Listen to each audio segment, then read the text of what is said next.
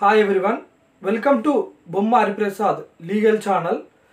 ఈరోజు అంశం ఏంటంటే హిందూ వారసత్వ చట్టం 1956 చట్టం ప్రకారం తాతల నుంచి వస్తున్న వారసత్వపు ఆస్తి మనవడికి కానీ మనవరాలికి కానీ చెందుతుందా అనే అంశం గురించి ఈరోజు టాపిక్ అండి.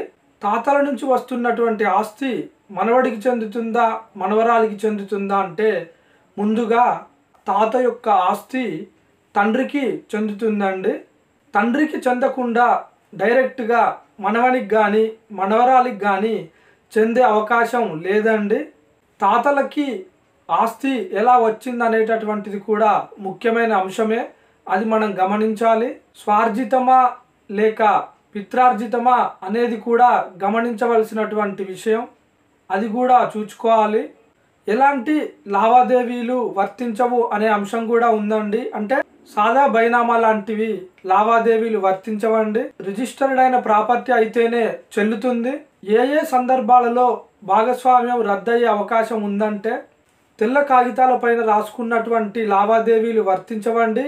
అలాగే ఇంకొకటి ఏంటంటే పెద్ద మనుషుల ద్వారా రాసుకున్నటువంటి లావాదేవీలు కూడా వర్తించవు. ఖచ్చితంగా రిజిస్టర్డ్ ప్రాపర్టీ అయి ఉండాలి. గమనించాలండి. డైరెక్ట్గా మనవనికి కానీ మనవరాలికి కానీ చెందవండి. తాతల ఆస్తి ముందుగా తండ్రికి చెందుతుంది. ఆ తరువాత మనవనికి కానీ మనవరాలికి కానీ మనవనికైనా మనవరాలికైనా సమాన వాటా వచ్చే అవకాశం ఉందండి. ఒక గమనిక ఏంటంటే గమనించవలసింది, ప్రాపర్టీ ఏదైతే ఉందో ఆ ప్రాపర్టీ స్వార్జితమా లేక పిత్రార్జితమా అనేటటువంటిది కూడా ఖచ్చితంగా గమనించాలి. అదొక ఇంపార్టెంట్ అంశం అండి. స్వార్జితానికైతే ఒకలాగుంటుంది, పిత్రార్జితానికైతే ఒకలాగుంటుంది. ఎంతమంది పిల్లలుంటే అంతమందికి సమాన వాటాలు వస్తుంది. ఒకరికి ఎక్కువ ఒకరికి తక్కువ అనేటటువంటిది ఉండదండి. ఆస్తి ఎంతైతే ఉందో ఆ ఆస్తి ఎంతమంది పిల్లలుంటే అంతమందికి సమాన వాటాలు వచ్చే అవకాశం ఉంది. మళ్ళొకసారి చెప్తున్నానండి, ఇంపార్టెంట్ పాయింట్ గమనించవలసింది, ఏదైతే ఆస్తి ఉందో ఆ ఆస్తి స్వార్జితమా లేక పిత్రార్జితమా అనేటటువంటిది కూడా ఖచ్చితంగా చూసుకోవాలి. అదొక ఇంపార్టెంట్ అంశం అండి. ఈ విధంగా ఏదైతే వారసత్వంగా వచ్చినటువంటి ఆస్తి ఉందో ఆ ఆస్తి డైరెక్ట్గా మనవడికి కానీ మనవరాలికి కానీ చెందవండి.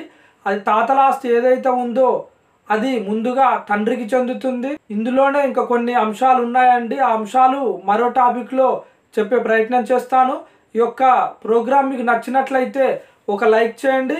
అదేవిధంగా మీ ఫ్రెండ్స్కి మీ రిలేటివ్స్కి షేర్ చేయగలరు. మరో టాపిక్తో మరో ప్రోగ్రాంలో మళ్ళీ మీ ముందుంటాను. అంతవరకు మన ఛానల్ని ఫాలో అవుతూ ఉండండి. Thank you for watching our videos. Please subscribe.